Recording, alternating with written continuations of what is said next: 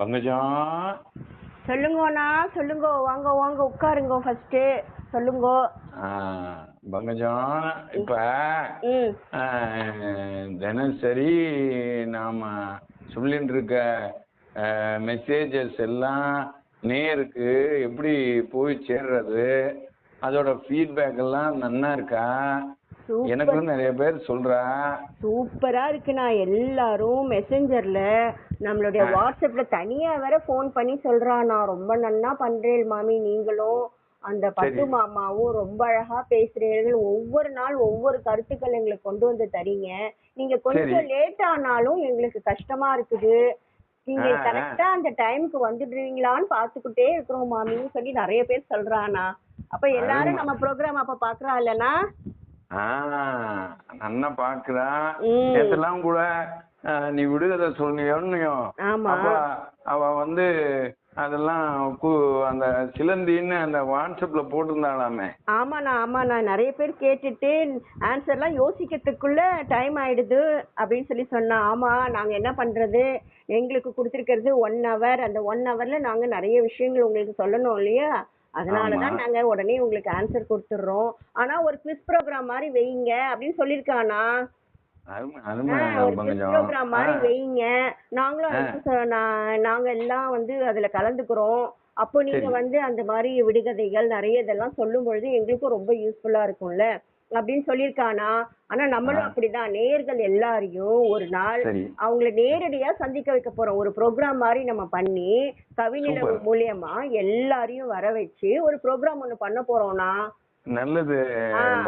அந்த ப்ரோக்ராம்ல quiz program, இந்த மாதிரி ரிடல்ஸ், இது மாதிரி சிறுகதைகள், அப்புறம் இது மாதிரி சின்ன சின்ன விஷயங்களை கேட்டு அவங்களுக்கு பிரைஸ் கொடுத்து அப்படிலாம் ஒரு ப்ரோக்ராம் பண்ணலான்னு ஒரு ஐடியா பண்ணிட்டே இருக்கிறோம்னா நம்ம கவிநிலவுல.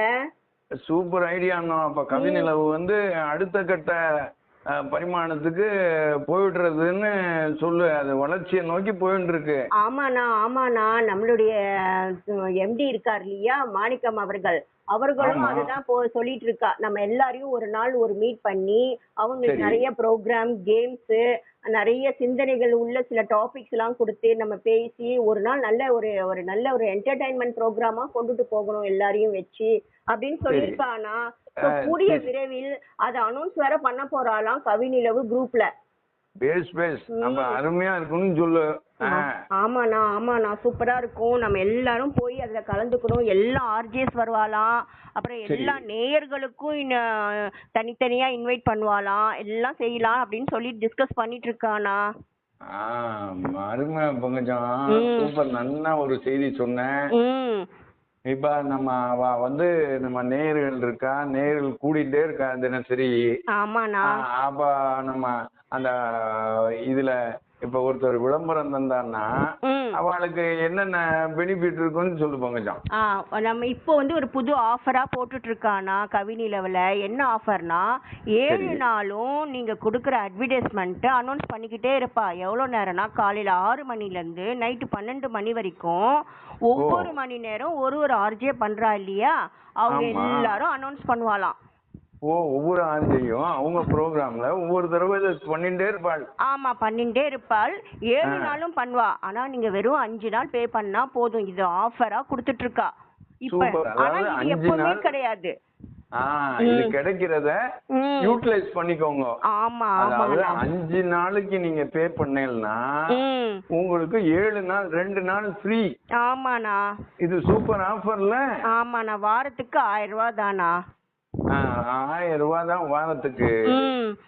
அப்ப உங்களுக்கு நீங்க 1000 ரூபாய் பே பண்ணல, கூடுதலா எக்ஸ்ட்ரா 2 days உங்களுக்கு விளம்பரம் கவிநிலவு உங்களுக்கு போனஸா அதை பண்ணி தரேன். ஆமாண்ணா நீங்க மட்டும் இல்ல, உங்களோட ஃப்ரெண்ட்ஸ் யாருடைய அட்வர்டைஸ்மெண்ட் இருந்தாலும் நம்மளுடைய பர்சனல் அந்த நம்பர் ஒன்னு அட்வர்டைஸ்மெண்ட் நம்பர் வருது இல்லையா, அந்த நம்பரை கான்டாக்ட் பண்ணீங்கன்னா அவங்க அழகா உங்களுக்கு ஐடியா கொடுப்பா. நீங்க உங்க அட்வர்டைஸ்மெண்ட்டை பண்ணலாம்.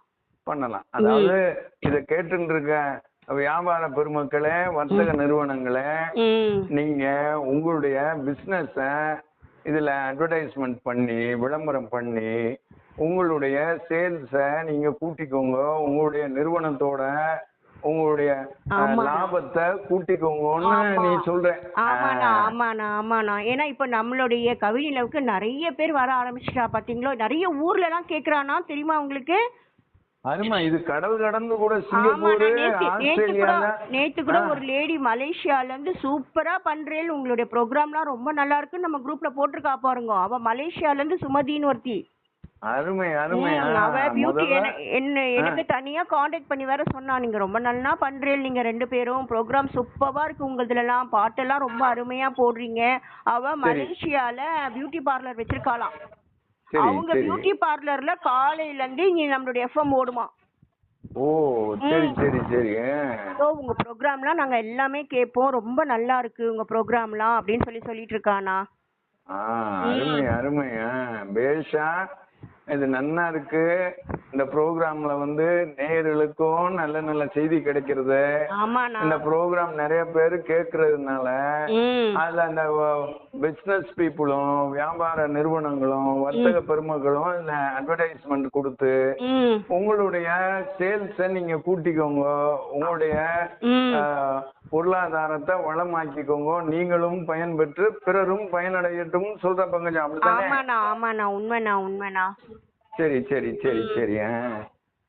அப்புறம்னா இன்னைக்கு என்னன்னா வேற என்ன விஷயம், நம்ம வேற என்ன எடுத்து பேசலாம் சொல்லுங்க. மக்களுக்கு ஏதாவது கருத்து சொல்லலாமா, என்ன சொல்லுங்க. இன்னைக்கு சுவாமி விவேகானந்தரோட நினைவு நாள். ஆமாண்ணா கரெக்ட்ண்ணா, நான் கூட காலையில பார்த்தேன். சொல்லுங்க. அதாவது நம்ம இந்தியா வந்து புண்ணிய பூமி. ஆமாண்ணா. நிறைய மகான்கள் வந்து இங்க வந்து அவதரிச்சிருக்கா. ஆமா. அவளெல்லாம் வந்து நம்ம அந்த புண்ணிய பூமி வேற எந்த லோகத்துல எந்த நாட்டுக்கு கிடைக்காத ஒரு பெருமை நம்ம இந்தியாவுக்கு உண்டு. கண்டிப்பாண்ணா. அப்படிப்பட்ட மகான்கள்ல ஒருத்தர் சுவாமி விவேகானந்தர்.